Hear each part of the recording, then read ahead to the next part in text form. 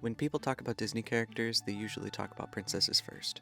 Which makes sense, those films shaped a lot of people's ideas about femininity, romance, beauty, innocence, all of that.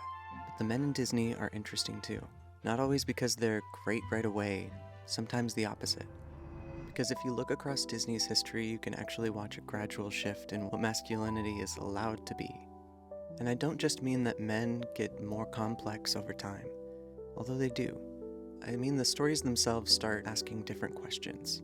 Early on, Disney men are often barely men at all in the psychological sense. They're functions, symbols. They arrive to solve a problem, restore order, look handsome, and leave the audience with the sense that the world is back in alignment. Later, they become something more fractured. They start carrying shame, insecurity, ego, performance, loneliness. They stop feeling like ideals and start feeling like people trying very hard to live up to one. And then much later, Disney starts loosening even that pattern. You get men who are allowed to be confused, tender, awkward, emotionally available, and still fully legible as men.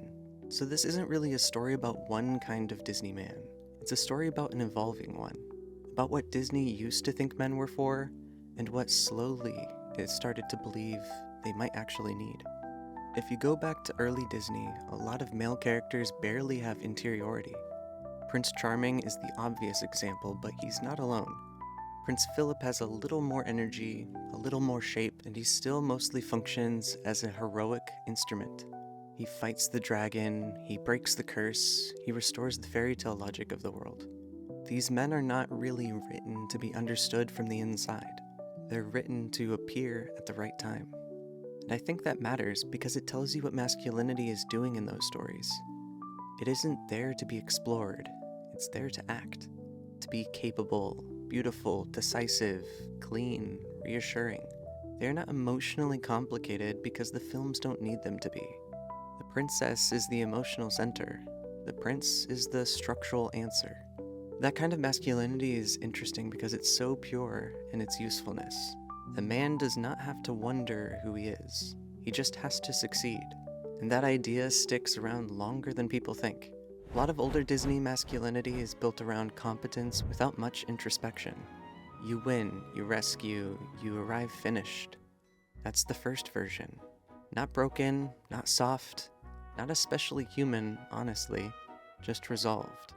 Then something changes. By the late 80s and 90s, Disney starts writing men who are not symbols of order so much as creatures trapped inside damage. The Beast is probably the clearest turning point, because he is still playing an old fairy tale role, but now that role has an interior cost.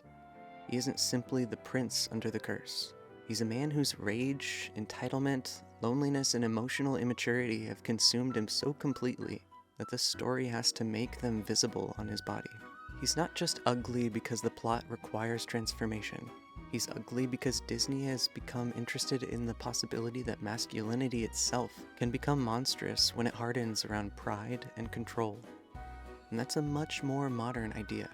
What makes The Beast compelling is that the story slowly lets us see softness underneath all that damage. The problem is not that softness doesn't exist. The problem is that he no longer knows how to live from it. He has learned dominance more easily than tenderness. It's a powerful male arc, and it still shows up in a lot of storytelling now. A man who is not evil exactly, but armored so heavily by shame, fear, and ego that love has to reach him through all of that noise. And there's something revealing about the way Beauty and the Beast resolves. The Beast becomes beautiful again. And that matters because even though the film explores the ugliness of wounded masculinity, it still ultimately restores him into a more socially acceptable form.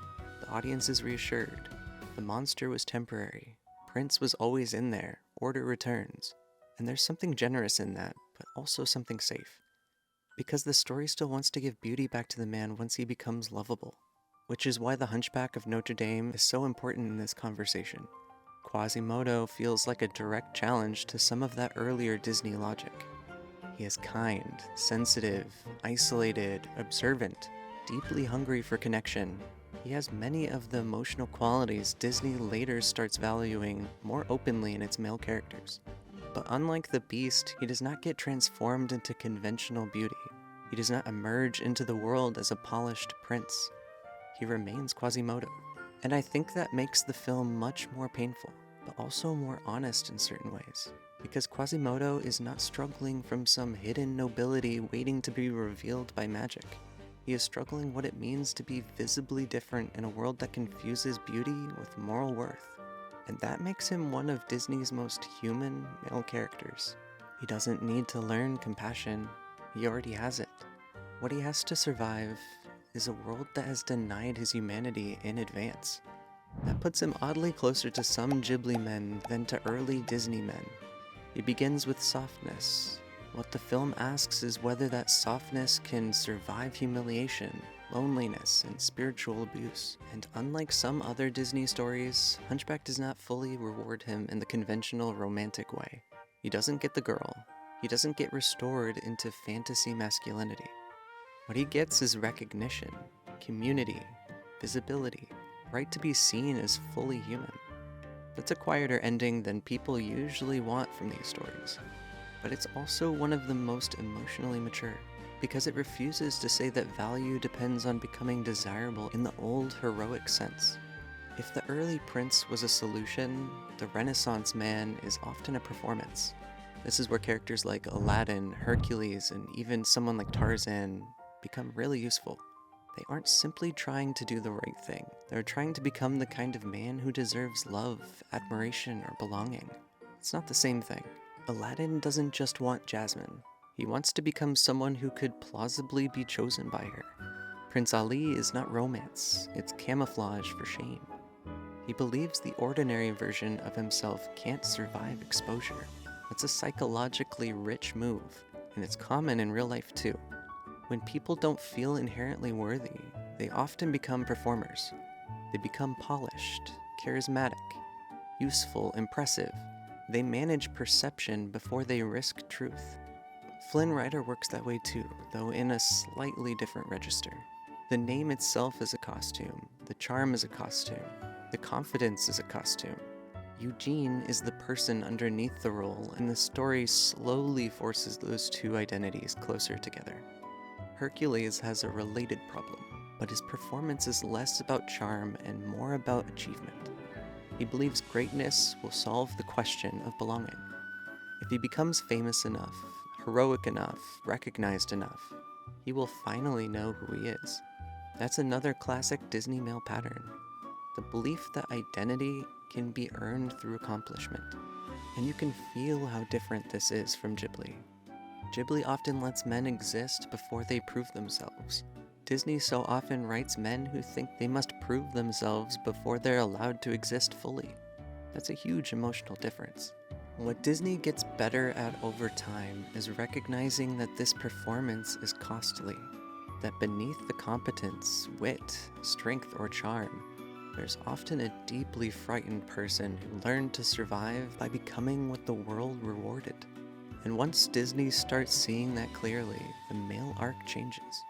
It stops being about how does he win and becomes how does he come back?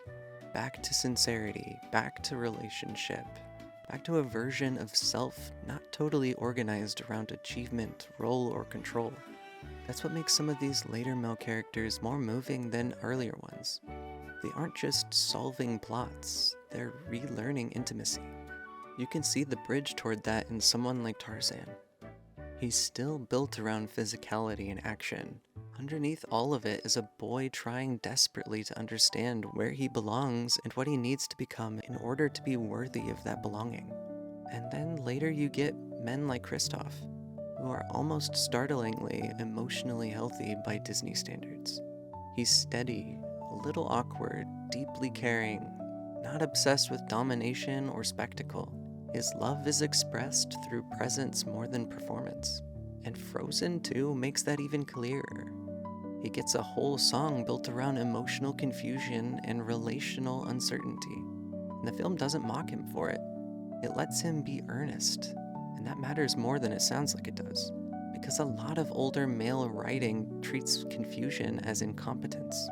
More recent Disney writing is at least willing, sometimes, to treat confusion as part of emotional honesty. Bruno is another major shift. Bruno is not heroic in the old sense at all. He is anxious, fragmented, full of self-blame, and shaped by a family system that turned him into a container for everyone else's discomfort. He does not dominate space, he disappears from it. But his disappearance is also a form of care. He stays in the walls, he keeps helping, he tries to absorb the pain by being misunderstood rather than return it to the family. That is a different kind of masculine writing, and it's much closer to lived emotional experience than a lot of older Disney men ever got. Part of what changed, I think, is that Disney slowly stopped asking only what men are supposed to do and stopped asking what men are allowed to feel. That sounds simple, but it changes everything. Because once a story takes male feelings seriously, competence is no longer enough. Strength is no longer enough. Status is no longer enough. The script has to account for grief, shame, fear, loneliness, tenderness, insecurity, all the things earlier masculinities tried to keep hidden behind action. And once those things enter the frame, the male character becomes much more legible as a person. Not always a better person, but a person. This is also where psychology helps make sense of the shift. A lot of these men are built around conditional worth, feeling that love has to be earned by becoming useful, impressive, strong, or exceptional enough first. The performance becomes a survival strategy. That's Aladdin, that's Hercules, that's Flynn, that's the Beast in a more tragic and distorted form. And what heals them is rarely praise alone. It's relationship. Being known more accurately than they know themselves. Being loved past the role. Being forced into contact with the self they were trying not to show. That's a deeper pattern in Disney than I think people usually name. Even if this video is mainly about Disney's internal evolution, I do think it helps to say this out loud. Disney and Ghibli are not trying to reach totally different truths. They often arrive at similar emotional destinations. They just start from different places. Ghibli often begins with humanity still intact. The challenge is protecting it. Disney often begins after the humanity has already been armored over. The challenge is recovering it. One says, here is a man who stays gentle. The other says, here is a man trying to remember how. That's why I don't think the conversation is really about which studio writes men better. It's more about what emotional problem each one is trying to solve. And Disney's problem, over and over again, has been this. What happens when a man has spent so long becoming what the world asked for when he can no longer feel what he actually needs? That's a real question. And when Disney is good, it knows it's real. So if you look at the evolution of Disney men, I think what you see is a gradual movement from symbol to psychology, from prince as a solution to man as wound, from competence to performance, and from performance to recovery. The early prince didn't need an inner life. Then came the man who needed to tear down a mask. Then eventually the man who could simply be tender without having to earn the right to it through spectacle first. That's real evolution. And I think it says something larger about what kind of masculinity Disney slowly became willing to imagine. Not just a man who can rescue, not just a man who can achieve, but a man who can be known, who can fail, who can soften, who can come back from the role he thought he had to play. And maybe that's the part that stays with people. Not the cape, not the dragon, not even the victory. Just the moment a character stops performing long enough for a person to appear underneath. That's the Disney man I find most interesting. Not the one who was always perfect. The one who had to learn he never needed to be.